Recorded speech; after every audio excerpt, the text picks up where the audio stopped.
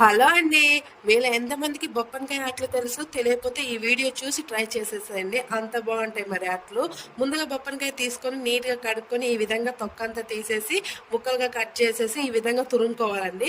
తురుముకున్న దాంట్లో ఉల్లిపాయలు, పచ్చిమిర్చి, కరివేపాకు, అల్లం కూడా తురుముకొనే వేసుకోవాలండి. తురుముకొని వేసుకున్న తర్వాత జీలకర్ర, ఉప్పు, బియ్యం పిండి వేసి కలుపుకోవాలి.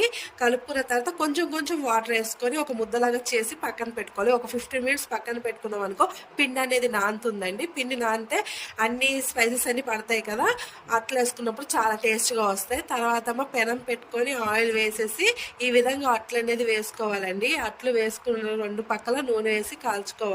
ఇక్కడ ఒకటి తిన్నాం మన దగ్గర 2, 3 తినేస్తాం మరి, అంత బాగుంటాయి అట్లు.